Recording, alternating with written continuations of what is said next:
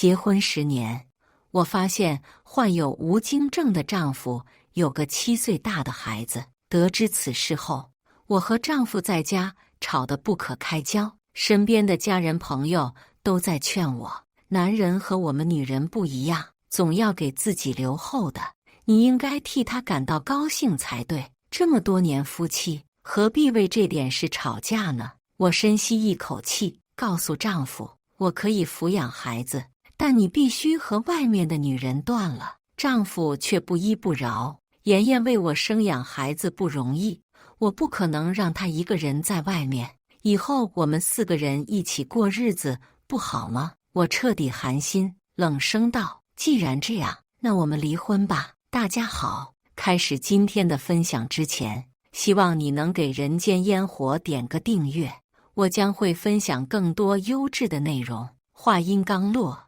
严景晨愣在原地，满脸不可置信，而后满眼复杂地看向我。宋玉然，你别瞎说，如今你都快50岁，和我离婚之后，谁还敢要你？我攥紧拳头，死咬着嘴唇，不肯让泪水落下，而后才开口，我认真的，48岁又怎样？我又不是没了男人就不行。严景晨皱着眉，语气里带着斥责，你非要这样无理取闹是不是？莹莹今年才30岁，她比你温柔懂事多了，哪怕我如今没有常常陪在她身边，她没有一句抱怨，独自一个人将孩子培养长大。而你现在不仅要和她抢孩子，还要让他们母女分离，你的心思怎么这么歹毒？她就是太好了，不然也不会因为孩子上学问题才提出要和我待在一起。你就不能心胸宽广点吗？他句句痛斥着我，仿佛我是十恶不赦的罪人。我抬眼看着眼前的男人，从来没有这么觉得陌生过。25岁那年，我们相识到相恋，顺理成章得结了婚。婚后，他的父母一直催着我们要孩子，可我们不管多努力，都迟迟没有动静。在当时是没有男方检查身体的，大家都是默认女人身体有问题才生不出孩子，可她还是去了。检查结果得知她患有无精症，我们这辈子都不会有孩子。她的母亲知道检查结果后，冲上来甩了我一巴掌，谁知道是不是你有什么问题，害得我儿子这样？我捂着脸，还没反应过来的时候，严景晨站在我面前，挡住婆婆接下来的攻击。都是我的问题，你不要怪她。她转身握着我的手，语气温柔，没有孩子也挺好，这样这辈子我们都可以过2人生活，你也不会将爱分给小孩。而后她担心父母依旧会责怪我，带着我搬家，换一个市区生活。可7年前，严景晨开始频繁出差，我和公公婆婆的关系有了缓和，他们不会再对我恶语相向。我以为是时间让他们看清了一切，直到我在短视频平台上刷到了一个一家3口一起玩闹的视频，视频里露出的背影正是我的丈夫。再往后翻遍这个女人拍摄的视频，我甚至发现了公公婆婆的视频，他们5个人笑容幸福甜蜜，看起来真像一家人。我这才明白了严景晨频繁出差的原因，原来是心系着另一个家庭。所谓的无精症，不过是针对我一个人的骗局。我像是有受虐倾向一般，将视频一个个刷到底，看着一个小女孩从7岁到刚出生的模样，心脏像是被人用力攥着一般，难以呼吸。在开口时，我发觉自己口中多了一股血腥气，可我明明才是受害者。你骗我说你有无精症，结果现在告诉我你有个7岁大的女儿。不仅如此，你还要将他们接过来和我一直住，对吗？你有没有想过我的感受？23年了，他应该很清楚我多想要个孩子陪伴自己。严景晨沉默了一瞬，声音音量低了许多。玉然，我也是7年前才知道是误诊，现在事情已经发生了，你就把孩子当作自己的孩子养不好吗？他很可爱听话，你见了之后一定会喜欢。我苦笑一声，摇摇头拒绝。他叹息一声，反正我不会让步的，你自己在家想清楚再和我联系吧。说完之后，他立即关上门，扬长而去。屋内恢复一片寂静，我眼神空洞地看向前方，随后慢慢拨出一个电话：“你好，我要离婚，帮我拟一个离婚协议。”接连好几天，严景晨都没有回家，如他所说的，他在等我想清楚后再将人带回来。但自从这层窗户纸捅破之后，他再也没有掩盖自己。在那个女人视频里，我第一次看见严景晨的正脸出现，和孩子玩着喜欢爸爸还是妈妈的游戏。7岁的小女孩眼珠子滴溜一转，牵起爸爸的手放在妈妈上面，奶声奶气地说出自己的答案：爸爸最爱妈妈。底下的评论纷纷表示自己也想要个这么聪明可爱的宝宝，赞叹这个家庭氛围真好，自己也想要这样的父母。我也在底下评论：是吗？评论区的你们也想当见不得光的私生子啊？评论很快就被删除。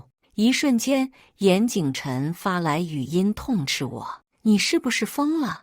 你让这些网友看见之后，到时候怎么想我女儿？孩子是无辜的啊！你这么做是想毁了她吗？我将她的话一天天点开，哪怕再心痛，都让自己听完。听着这个爱了自己23年的丈夫，现如今是怎么用最难听的话指责自己的。23年，真心瞬息万变。我没有再理会，任由自己坐在客厅里哭坐了整整1天，眼里的泪水也跟着流了1天。直到我听见自己养了3年的小猫在门外止不住的喵喵叫，我才恍然察觉，连忙起身。这些年我和他一起打拼，如今在市区也买一栋别墅，门前的小花园我用来养一只可爱的3花小猫，填补没有孩子的空虚。3花饿得嗷嗷叫，我推开门就看见严景晨买了新的猫粮喂。他听见我的脚步声后站起走到我身边，眼里划过一丝心疼。眼睛怎么肿了？我低垂着头，忍不住在他的手掌间蹭蹭。他拉着我的手将我带回客厅里，让我躺在他的大腿上。他熟练地用手替我按摩眼周，一瞬间我好像回到了严景晨最爱我的那一年。那时候我们的事业才刚刚起步，他哪怕每天忙得脚不沾地，都会回家帮我按摩。他笑着说：你也很辛苦啊，我做了一个老公应该做的事情罢了。后来事业稳定了，我问过他要不要领养一个孩子，这样我们晚年也不孤单，公公婆婆那边也算有个交代。他紧紧抱住我，连声拒绝：带孩子多累啊，我才不想你受这份苦。如今我沉醉在他的手法里，心底的酸涩不断蔓延。严景晨，我想办法给你生个孩子好不好？如今科技这么发达，我们也有钱，一定有办法生个属于我的孩子的。求你了，我不要养小3的小孩，我不要和小3一起住。严景晨的沉默敲醒了我的幻想。我抬眸，听见一道声音从不远处传来：姐姐。一位穿着碎花长裙，面容珠圆玉润的女性牵着一个扎着双马尾的女孩朝我走来。这是我第一次在现实看见她，她看起来远远比视频的还要温柔可爱，笑起来有一道小酒窝，完全没有30岁的感觉。我叫林秋莹，很高兴认识你。她的目光紧紧盯在严景晨的大腿上，眼底瞬间浸满伤心，但她还是强忍着哽咽开口：这是我的孩子。景晨说你很喜欢他。说着，他将孩子推到我眼前，深吸一口气，瑶瑶叫妈妈。名叫瑶瑶的小孩无措地站在原地，没有吭声。不用了，我也不是很喜欢别人的小孩。我冷声拒绝，立即坐起来整理一下自己。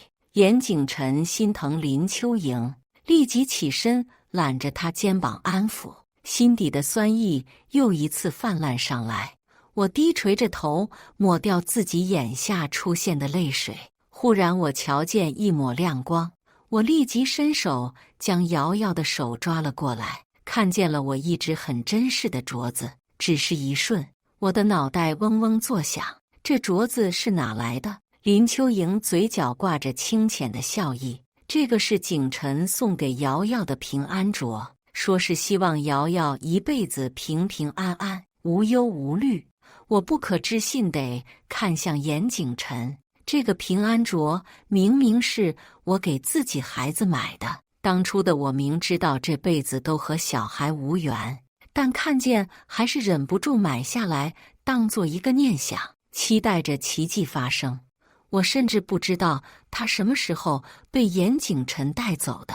严景晨，你怎么能拿我给自己孩子准备的平安镯送给别人的小孩？瑶瑶被我攥得痛哭出声，却不敢挣扎。林秋莹见状，豆大颗泪珠落了下来，却是一副不敢反抗的模样。严景晨勃然大怒，冲过来将我推开。你抓孩子干什么？我被推得一个趔趄，小腿皮肤像是被什么刺破一般，太疼了。严景晨没发觉我的异样，他将两母女护在身后，死死盯着我，难受的话生生止于喉咙间。林秋莹抱着孩子一直哭，我知道我的出现是不对的，但我只是太爱景晨了，才会在7年前选择生下孩子。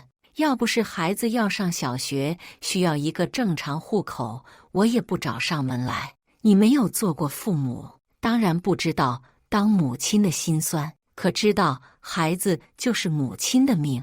这些年来，我一直在外面听话懂事，没有招惹过你半分，但我只想求你放过我的孩子，他什么都不知道，他是无辜的啊！瑶瑶一边哭一边抽噎着，妈妈，我想回家，我不要和这个阿姨在一块。林秋莹眼泪一抹，牵着瑶瑶的手，像是下定决心道：走，妈妈带你回家，我们不来，再也不来了。上学的事，妈妈自己想办法。严景晨哪里受得了这个场面，他立即将林秋莹抱在怀里，急地说：莹莹，这里就是你们的家，你们哪都不准去。瑶瑶也是我的孩子，她受委屈了，我也不会心疼，我会替你们主持公道。她的态度不重要，知道吗？重要的，我想和你们待一起，让孩子好好上学，有个完整的童年。这里是我家，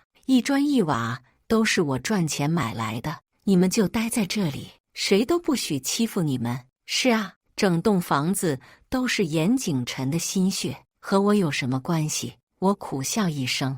门口的三花好像察觉到我的情绪，向来乖巧的他猛地朝严景晨扑来，严景晨的手臂被狠狠划出几道血痕。三花站定我面前，朝着他龇牙咧嘴。严景晨本想冲过来惩罚三花，可我抓住了他的手，轻声开口：你只会有瑶瑶这个小孩，我也只有这个毛孩子了。严景晨有些心虚，干巴巴开口：你先听我解释。我拿出早就准备好的离婚协议，递到他面前，打断他的话：离婚吧。严景晨没有接过，瞥了一眼后就没放在眼里。宋玉然，搞半天，你是不是以为我离开你就不行？你以为你还年轻吗？居然还拿这套威胁我。现在离婚，然后呢？你是想说让莹莹直接嫁给我吗？你让周围人怎么看她？你一个无业游民出去能做什么？我嗤笑一声，说到底，他始终觉得我在家当全职作者不光彩罢了。也是，自从他创业成功后，认识到人和圈子都和从前完全不一样，别人的妻子都是自己贤内助，是自己公司的核心骨干，只有我什么忙都帮不上，家务更是一窍不通。别人问起来时，他只会说自己宠老婆，不愿意让老婆出来工作。因此我和他一起出去聚会时，别人都说我命好，不像他们有自己的事业。我被鄙夷了，我生气，想要找严景晨理论，他却说让我别无理取闹。他说的不都是事实吗？你生气什么？渐渐的，我和他关系疏远了许多。我以为我们会一直相安无事，相处到人生尽头，直到我发现了他在外面养了另一个家庭。如今感情破碎，严景晨的心不再只有我一个人。见我不吭声，严景晨将孩子送到我面前。我今天带莹莹和瑶瑶来，就是让你们彼此熟悉一下的。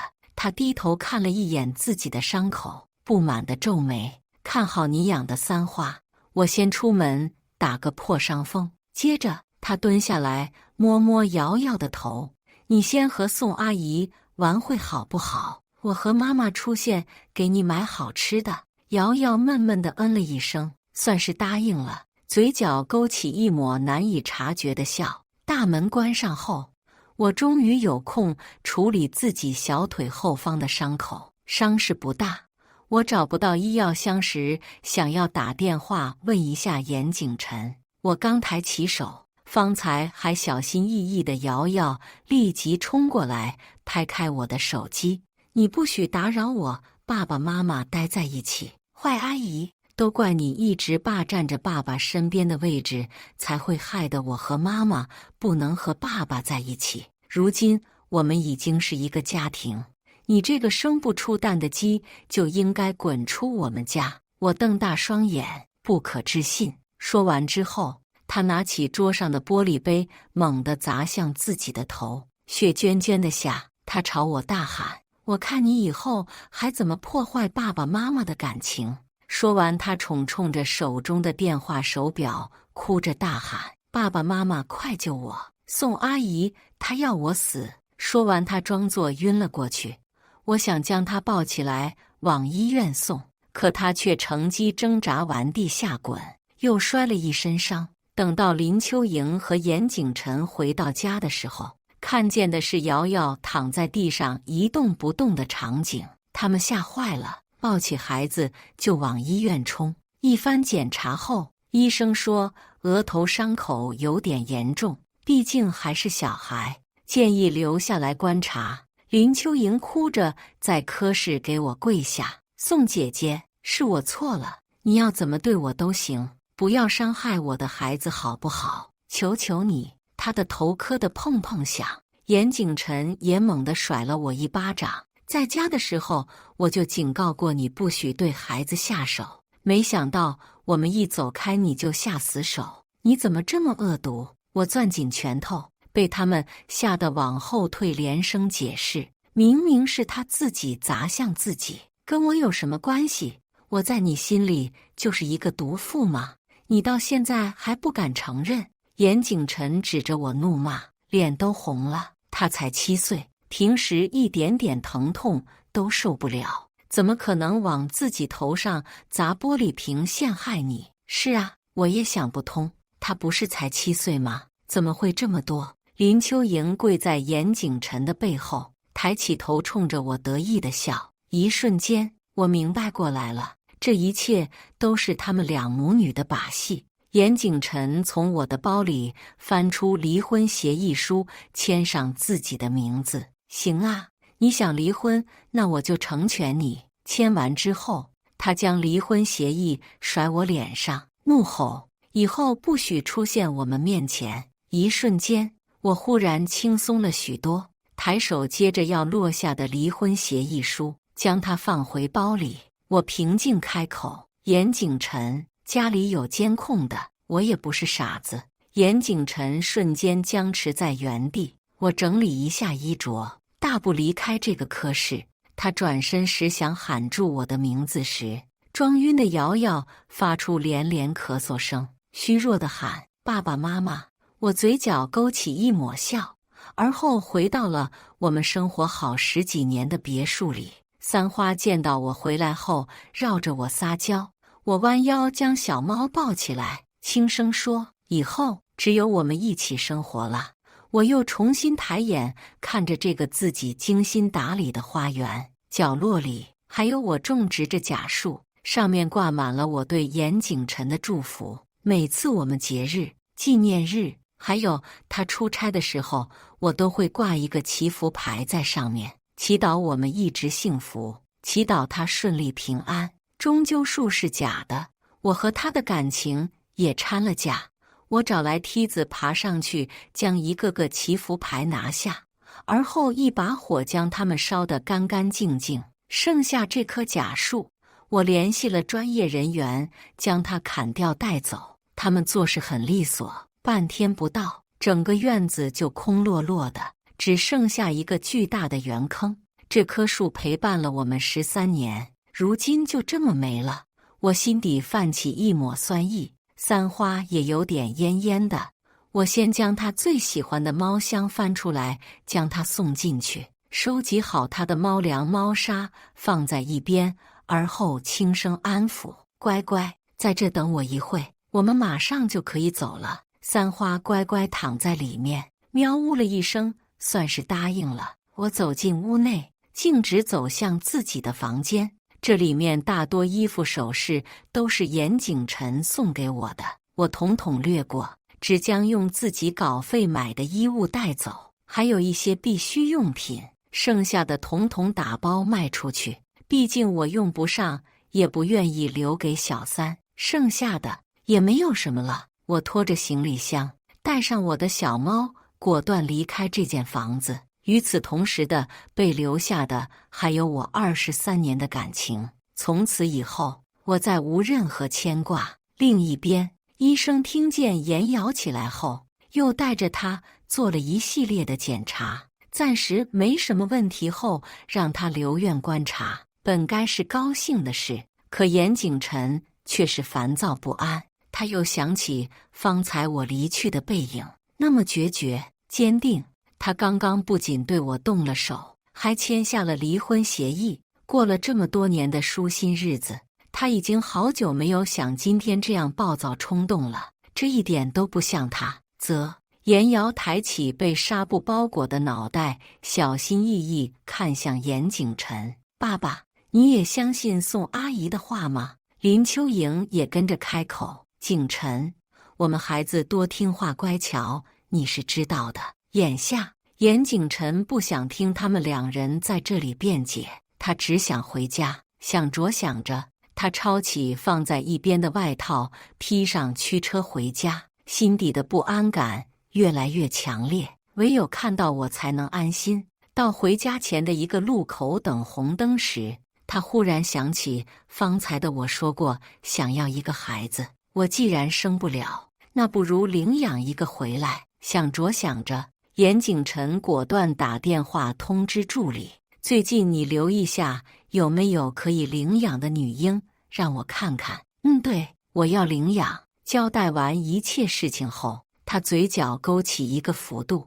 已经迫不及待想要回家告诉我这个好消息了。他已经想清楚了，这次是他太过分、太冲动，等回去了一定要好好道歉，最后再亲手做一次饭。他想着，我向来脾气好，一定会原谅他的。剩下别的，他可以慢慢和我沟通。等到我彻底能接受的时候，再将人接回来。美好的4人，不，5人生活就可以开始了。等到他回到家时，天已经黑了。严景晨匆匆从车库赶到家门口时，发觉家里一片漆黑，只有门口的路灯散发着微弱的光。他想一定是我太生气了，又跑到客房睡觉，不理他。重拾心情后，他整理了一下衣服，手里抱着刚从花店买回来的漂亮花束。客房门口一点灯光都没有，他掏出钥匙，轻声解锁打开，只一眼，他心脏猛然加速。床上什么都没有，干干净净的，只有床头柜还放着我半个月无聊看的书。严景晨急匆匆回到卧室里，依旧没有。厨房、卧室、客厅、书房、家庭影院，哪都没有。一个他完全不能接受的事实一点点浮现在他眼前，他不敢相信。大晚上枯坐在卧室里，一边给我打电话，他枯坐了一夜，手机里显示了上百通拨不出去的电话，整整2天。他一直在想办法联系我，但始终石沉大海。严景晨茫然看着熄屏后手机倒影出来的自己，现在的他头发凌乱，眼下乌黑，满脸写着绝望与痛苦。直到助理的电话打来时，他呆呆接起。什么事？对面助理开口。严总，已经按照你的要求找到符合条件的女婴，有数十个，相关资料已经发到你手机上，麻烦你看看。严景晨晦暗的眼眸里这才重新焕发出神采。对呀，说不定看孩子这个件事能得到我的回复呢。严景晨立即挺直腰杆，将收到的消息一一发送到和我的聊天页面上。玉冉，这个皮肤白皙，就是眼睛有点小，嘴巴不像你，这个看起来好可爱，但是笑起来和你完全不一样。这个呢，据说有点呆呆的，平时有点活泼。算了，你带起来多辛苦。这个，他喋喋不休地和对面的我分享着每个孩子的好坏，而后将手机扣上，期待着我的消息。等待期间太焦灼了，他想起2天没喂养的三花，糟了，恐怕毛孩子都要饿昏了。这么想着，他翻出一袋猫粮往外走。不知道为什么，今天他感觉整个花园特别大，特别亮，还特别安静。想法一出，严景晨才察觉出不对劲。对呀，三花此时应该饿得嗷嗷叫才对，如今一点动静都没。他朝着三花平时的猫屋住所处大步走去，一边走近一边呼唤三花的名字。没有小猫回应，严景晨有些烦躁，等不到人的回应就算了，现在连个猫都不愿意搭理他。他怒气冲冲地到处翻找，想着势必一定要将三花找出来。这次他要趁着我不注意，狠狠教训这只三花。可是他翻遍了整个花园，却不小心摔在了一个大土坑里。严景晨手撑着湿润的土地，抬头看着天空，有些愣愣，下半身传来阵阵疼痛。哪来的土坑？不对，这里不应该有一棵树吗？严景晨后知后觉反应过来，树没有了，小猫也不见了。他的心脏顿时闷闷的痛，双手失去了力气，怎么也起不来。林秋莹带着严瑶回家时，看到就是严景晨摔在坑里的场景，他愣愣，立即冲过去将人扶起来。严景晨满身的泥巴，还是严瑶小跑过来帮忙拍打掉的。林秋莹状似无意地问：“宋姐姐怎么不在家？真的拿着离婚协议书跑了吗？”严景晨在她的搀扶下站稳后，冷冷瞥过去：“怎么，你很开心？”林秋莹一下察觉到严景晨语气里的有些不开心，连连摇头：“不是的，我只是担心他。”担心什么的话，他怎么也编不出来了。毕竟他比谁都希望我真的跑远，越远越好。严景晨脸色不变，依旧死死盯着他。我警告过你，不要在他面前做小动作。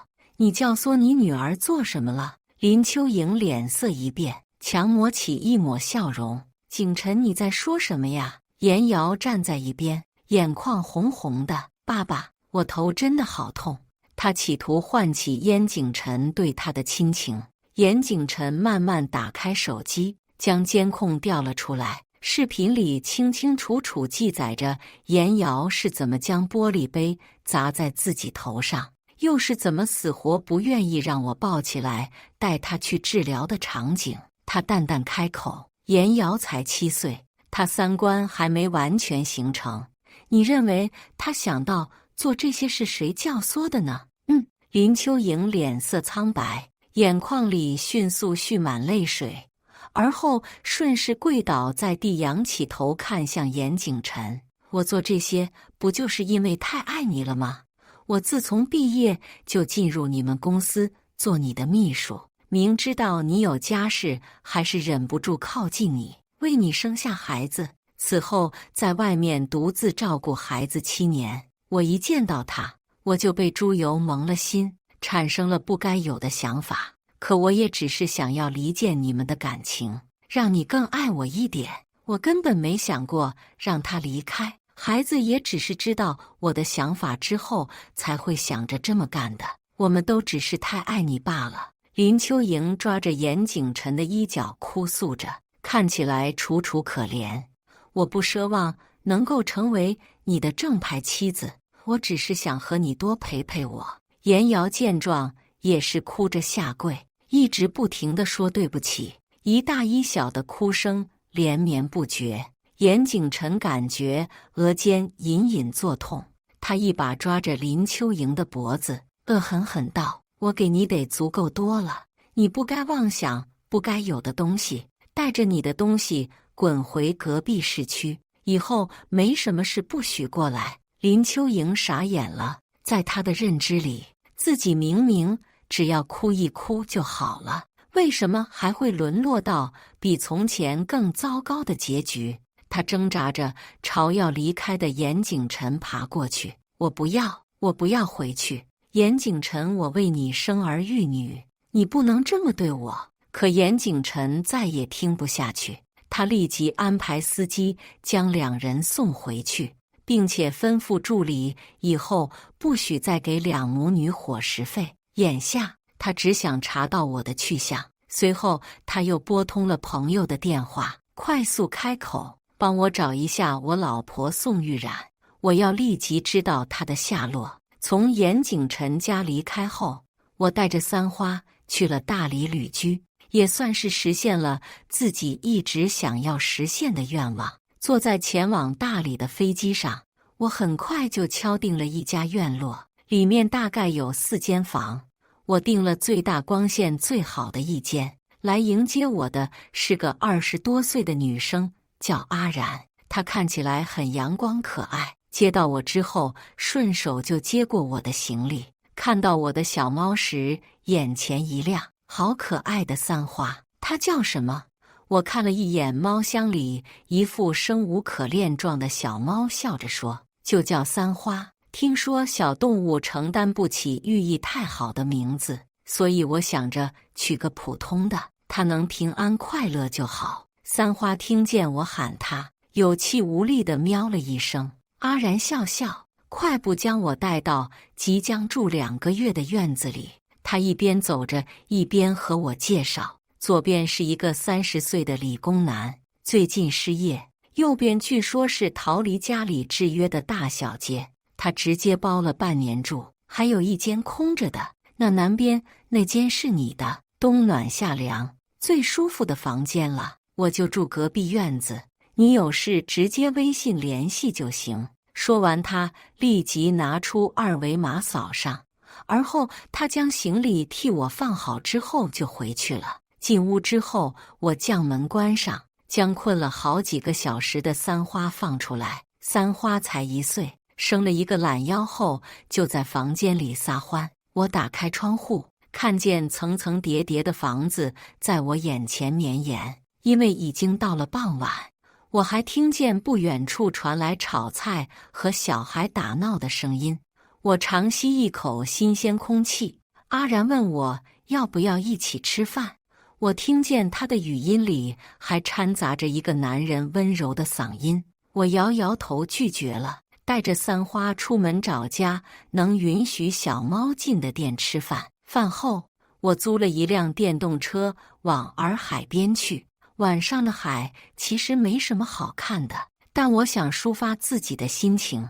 只是我没想到，我才来到这里不到几天就遇见了严景晨。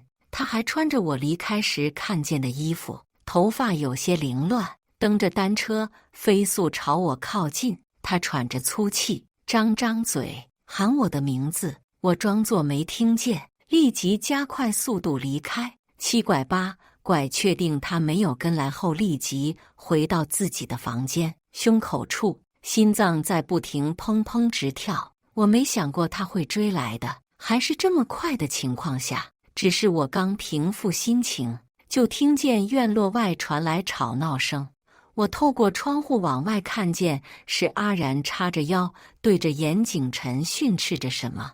严景晨拧着眉，不断说着祈求的话。下一秒，我看见严景晨跪了下来，阿然吓了一跳，连连后退，还是一个陌生男人强行将严景晨扶起来的。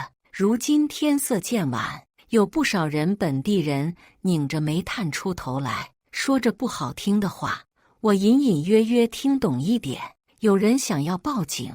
阿然依旧不肯退缩，但严景晨向来要面子，他沉默了一瞬后才转身离开。看着他不见后，我收到阿然发来的消息，别怕，我们已经将他赶走了。我心头一暖，眼前一片模糊。谢谢。第二天一早，严景晨拎着早餐出现在我眼前。我开门撞见时，下意识想要关门，严景晨立即用身体阻挡，急切着开口：“至少你先把早餐吃了，你早上不能喝牛奶，会拉肚子的。”我握着手中的牛奶，怔愣半瞬，而后冷脸开口：“跟你没关系。”阿然听见动静，又冲了过来。我说：“你这个人怎么这么不要死皮赖脸？”说着说着，他挽起衣袖，抄起一把扫把。严景晨拎着早餐，担心洒落，狼狈躲闪。见他打够了，我才开口：“阿然，这2天谢谢你，但这是我的事，我先自己解决吧。这几天麻烦你了。”阿然摆摆手：“毕竟你是我的客人嘛，应该的。不过他要对你做什么，你一定要喊我哦。”我笑着点头。看着他回屋，才重新看回严景晨：“你来干什么？”严景晨被打得浑身脏兮兮的，有些狼狈地低垂着头：“我来是想和你道歉，我已经什么都不知道了，对不起。”我没想到他真的会相信我，但这份信任来得太迟。我沉默一会，开口：“好，没关系，你可以回去了吗？我们要个孩子好不好？”严景晨忽然开口，紧紧盯着我：“我已经让助理帮我们了解可以领养的婴儿了，我也发给你，你没有看得顺眼吗？”消息我当然看到了，不管是多大的宝宝都很可爱，只是我淡然开口：“可我不想和你养，我们已经分开了，你还认清现实吗？当初我想和你有个孩子的时候，你在哪里呢？你在和林秋莹在一起。”严景晨张嘴，最后只是干巴巴地说了句：“对不起，我和他只是酒后乱性，我没有想过和他生个孩子的。林秋莹背着我生完了，我才知道孩子无辜，我总不能抛下他不管。好一个酒后乱性，当初爽得多清楚的时候，我不信严景晨没有一点主动。”我懒得再听，直接转身回房间。之后，严景晨天天蹲守在我门口，我被他烦得没办法，只能在他不在的时候赶紧换了一个地方居住。又过了半个月，他不见了。后来我从电视上得知，一辆从大理飞往南市的飞机出了事，新闻额外报道了某公司老总也在上面。我知道他就是严景晨。飞机上无人存活，我有些哑然。没想到最后的结局竟然是这样，但这件事像是一阵狂风，过去了，很多轻飘飘的东西也随之飞走了。在大理旅居的这段时间里，我看见自己的瘦了许多，漂亮了许多。2个月结束后，我选择换一个城市生活。离开的时候，阿然有些舍不得我，忍不住问：“你最后会回来定居吗？”我笑笑回答：“说不定，不过在此之前，我要去更多的远方。”以上就是今天分享的故事。大家有什么想说的、想吐槽的，欢迎在下方评论交流。也更希望能给人间烟火点个订阅，我将会分享更多优质的故事内容。